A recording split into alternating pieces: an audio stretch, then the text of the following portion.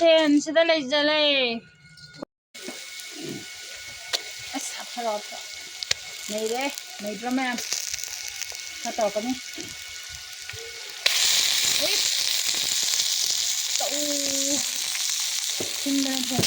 ꯉꯁꯤꯒꯤ ꯏꯟꯖꯥꯡ ꯃꯊꯦꯜ ꯁꯤꯗ ꯌꯦꯟ ꯊꯣꯡꯕ ꯂꯩꯖꯔꯦ ꯑꯗꯒꯤ ꯃꯍꯤꯅ ꯁꯤꯗ ꯂꯩꯔꯦ ꯑꯗꯨꯒ ꯁꯤꯅ ꯁꯤꯡꯖꯨ ꯀꯂꯦꯖꯥꯅꯦ ꯃꯀꯟ ꯀꯩꯀꯩ ꯇꯧꯔꯒ ꯌꯣꯡꯆꯥꯛꯀ ꯍꯥꯞꯄꯒ ꯁꯨꯕ ꯁꯤꯡꯖꯨꯅꯤ ꯁꯤꯅ ꯎꯇꯤ ꯁꯤ ꯂꯩꯔꯦ ꯑꯗꯨꯗꯤ ꯍꯧꯖꯤꯟꯖꯔꯛꯑꯒꯦꯀꯣ ꯃꯌꯥꯝ ꯍꯥꯏ ꯃꯌꯥꯝ ꯑꯅꯧꯕ ꯚꯤꯗꯤꯑꯣ ꯑꯃ ꯄꯨꯗꯨꯅ ꯑꯃꯨꯛ ꯂꯥꯛꯑꯦ ꯑꯩꯈꯣꯏ ꯏꯆꯦ ꯃꯟꯗꯥ ꯃꯥꯟꯕꯤꯁꯤꯒ ꯃꯌꯥꯝꯅ ꯃꯟꯗꯥ ꯃꯥꯜꯂꯦ ꯍꯥꯏꯔꯛꯇꯥꯏꯅꯦ ꯑꯗꯨꯒꯤ ꯃꯟꯗꯥ ꯍꯥꯏꯖꯜꯂꯤꯅꯦꯕ ꯑꯩꯁꯦ ꯍꯥꯏꯖꯟꯕ ꯅꯠꯇꯦ ꯃꯤꯅ ꯍꯥꯏꯔꯛꯄꯅꯤ ꯑꯗꯨꯗꯨꯒꯤ ꯍꯥꯏꯕꯅꯤꯗ ꯑꯗꯣ ꯉꯁꯤꯒꯤ ꯏꯟꯖꯥꯡ ꯃꯊꯦꯜꯁꯦ ꯏꯆꯦꯅ ꯍꯥꯏꯔꯣꯗꯅ ꯁꯤꯒꯤ ꯏꯟꯖꯥꯡ ꯃꯊꯦꯜꯁꯦ ꯁꯤꯅ ꯌꯦꯟ ꯊꯣꯡꯕ ꯂꯩꯔꯦ ꯁꯤꯅ ꯁꯤꯡꯖꯨ ꯀꯂꯦꯖꯥ ꯀꯩꯀꯩ ꯁꯨꯕ ꯎꯇꯤ ꯌꯣꯡꯆꯥꯛꯀ ꯍꯥꯞꯆꯜꯂꯒ ꯌꯣꯡꯆꯥꯛꯀ ꯍꯥꯞꯆꯜꯂꯒ ꯁꯤꯅ ꯑꯗꯨꯗꯤ ꯎꯇꯤ ꯁꯣꯝꯗꯩꯁꯤꯅ ꯃꯍꯤ ꯃꯍꯤꯒ ꯀꯩ ꯃꯍꯤꯒ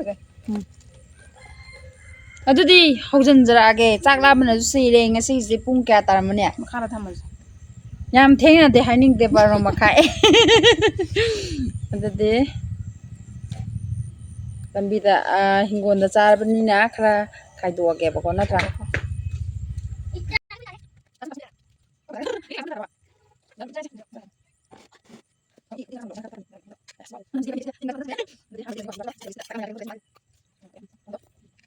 ꯁꯦ ꯃꯌꯥꯝ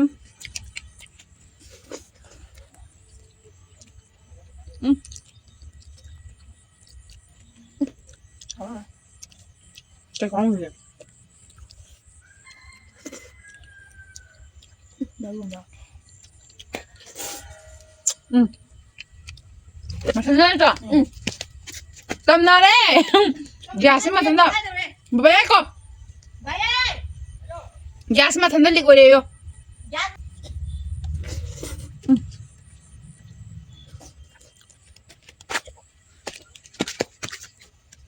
Cô bị gì đi? Xin chú cây sao luôn đi này. Mà nó cô là sao mà tiền dây vậy? Không ơi. Mấy cái gì?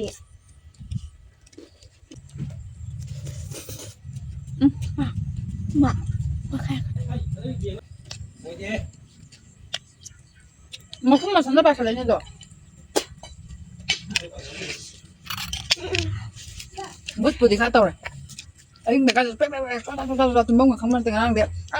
Bút cái khả năng thì cô. Mình nấu lên nè xem người của ăn kìa. Bê xong hai lần sẽ khói đâu sầu mà. Năng một thả lấy bên nắp bút được không ấy. Năng một chiếc này mới chồng thô ra cái tao chân lều cái nó sắp liếc cái bút này bút.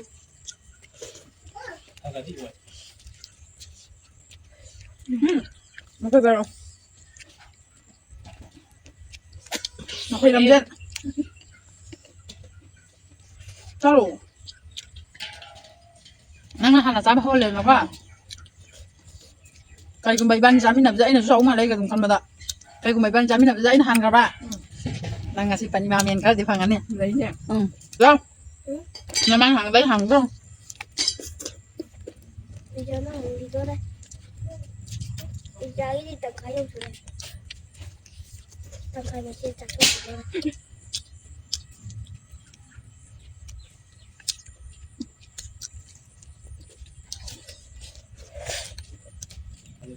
Gas lick rồi mấy mẹ. Mà thân tâm nó không được qua quả. Ngon không? Ăn ruột đi. Anh cứ cặp teo cho ăn ruột rồi.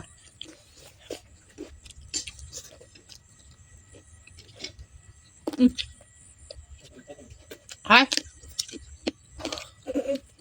Mama nó hàng okay.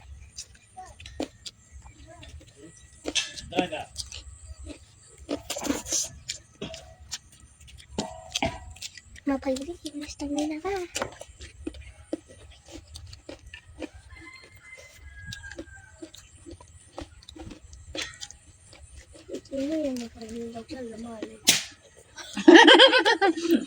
Mana kal ba? Ay naghandra ba? Đây nó hả lý là cái nón tàu đấy cô.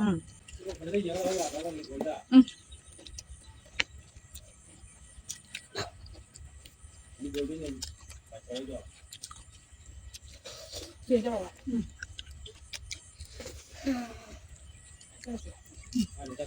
Hello.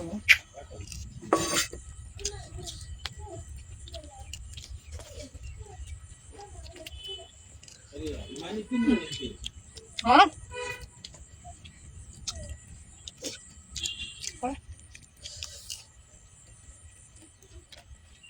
Không cần đấy. Không cần.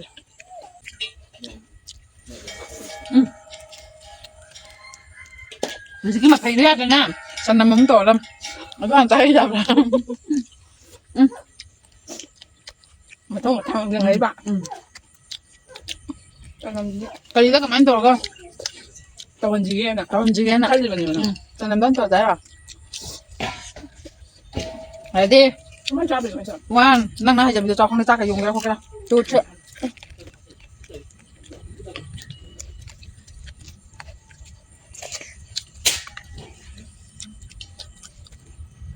Giáo đó chứ.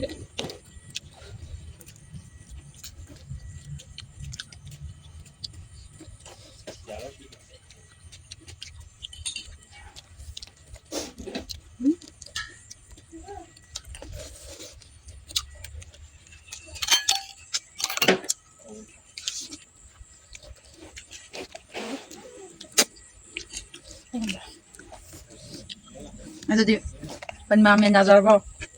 Punishment apa di London ngai dan mo na penmamen ka ba. Pinam ko. Misalnya lang kami kalo ba. Draw talaga. Das one makunda.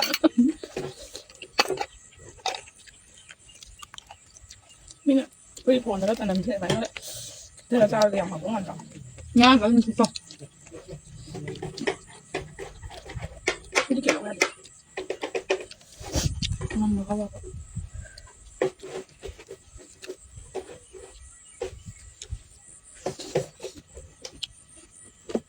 Ang dalam dai thau na.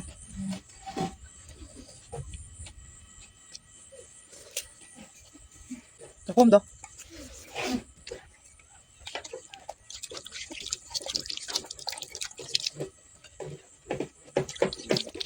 Chính chú 앞에 오면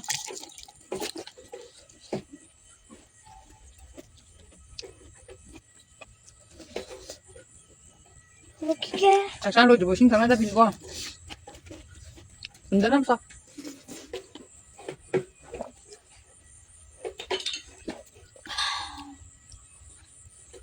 거기 뼈가.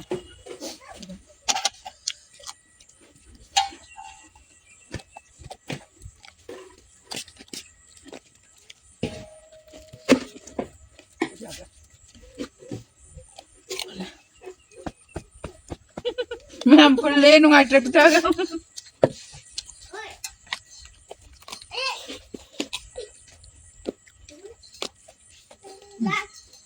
Mamaya aja. Apa? Mấy chị cái liêu quên thùng nữa. Dạ phải biết là đi tôi nhau với mà làm chậm ta mà mình làm sai ra nè. Sao mà không bằng giờ bài tay. À tôi này. À tôi là đâm sai đi thì. Răng không rõ ngang khá tạm ngang là rồi khá tạm. Hỏi em. Háo đây háo đây. Hỏi. Chờ chờ. Chị ta làm gì đó rồi chẳng đời cái đầu. Nó ngậm một cái con ăn sai tao. Làm sao lại vậy?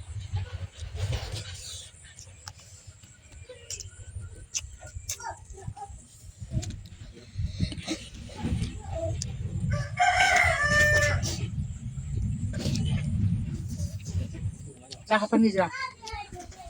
Wow, thế nào? Mấy ta đây rồi. Mày trả học thì với học gì thì nó tự bảo anh hai tụi mà học lắm rồi. Hay mang drama này rồi. Chua lên mẹ. Bảo là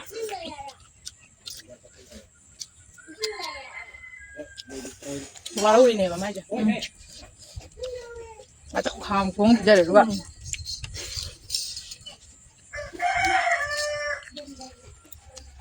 Số ta rồi chẳng biết đâu vậy. Hỏi cô đi được rồi một. Hỏi hỏi. Nào sợ. Giang mềm chỉ bao nhiêu trang không người ta tự của. Sao hay ăn được rồi đấy. Sao phân giờ? Sao như đó. Giang cái ra cho mình tập ra ra. Đây là đúng rồi.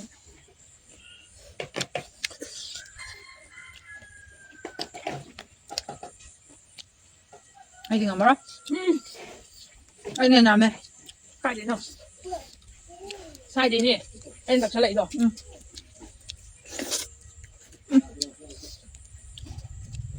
Mềm mắc cô. Và trái được khát tao cái này.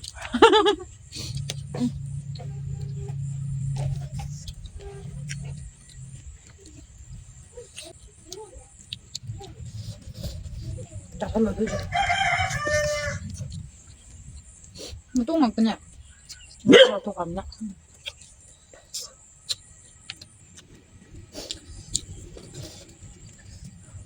Giang mà tôi mà con gì là thuyền à. À tôi cầm con tổ lắm. Không chắc. Ôi tôi thật lẹ. Làm chắc là mình ra hẳn là chắc chả được thôi gì. Tại những gì? Làm cái này mà.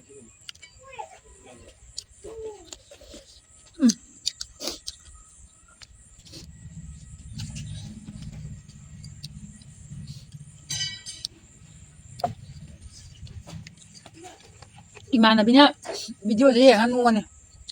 Malam đêm. Wow gitu. Masih kinh đang mà thèn dèm. Ako'y nalaya thong ba nate ba. Hayaw de ba makok ta jo. Sisa imanabi mamang sa amin na ba kogi kaya tara tangkol ningondo. Ay ga mamang sa amin na ba isay pa sa sakib do. Mai maming thot ko hagi do mana sponsor to kuyak na yan naman tang nate ani ne angang mayang mun sa amin no na ani jina punjal laga kiji manga makai khala di het ne do koi si ka kai do dry gen sing ju so ma thang cha ga na ka tham jale ko ma ado hayam de dem hore ngai ro. Lo sara je.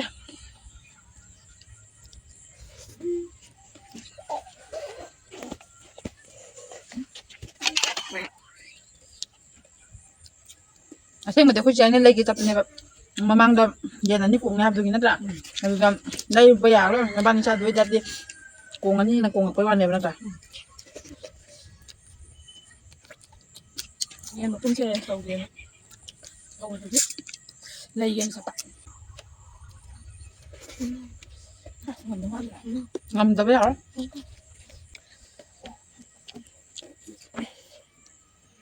nó sao bằng mà khá là thủ vương ngầm cái đó mà khăn ra đó mà sinh đi hẹn với nhau qua bây giờ Đây thì đang làm. nó đó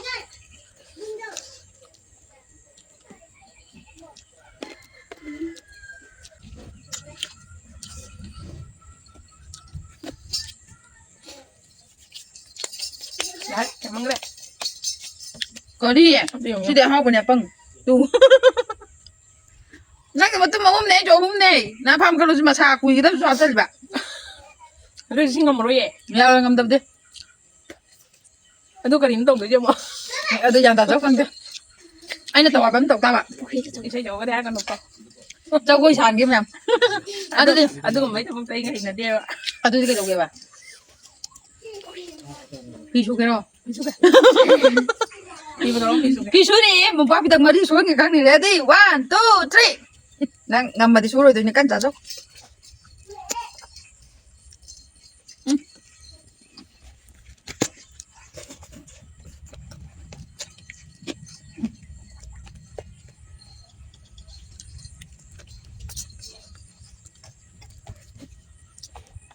ấy chị đã in được đã sao biết ôi em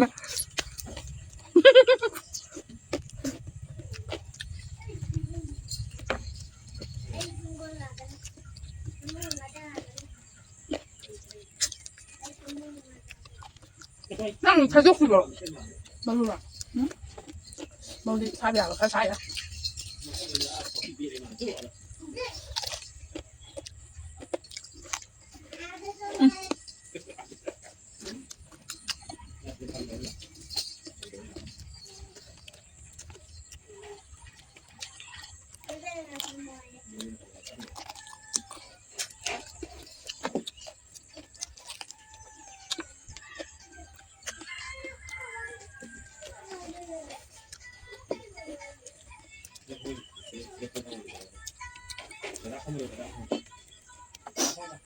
Anh ơi Anh đúng mà không sao bảo Sao vậy tụ?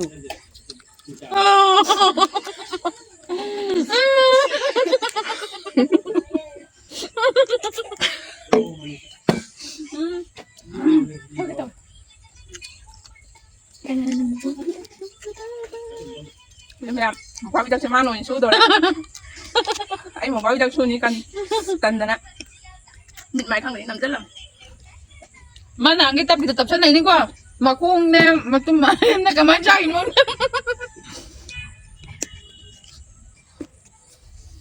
ấy chơi lần sao mà miêu em đâu Không biết mà miêu làm gì mà.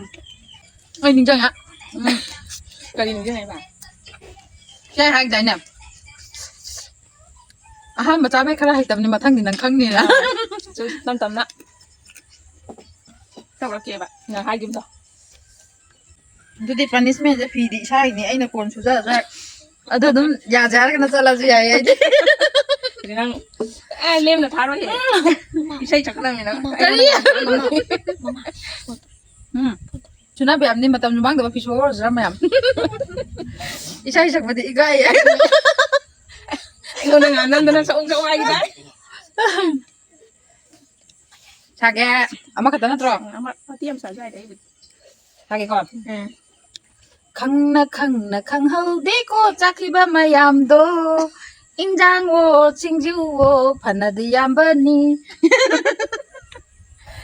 ya ba adune ko je Ado di ma'am, matangga no video mo mong puro lagi nga sige di. Bye-bye!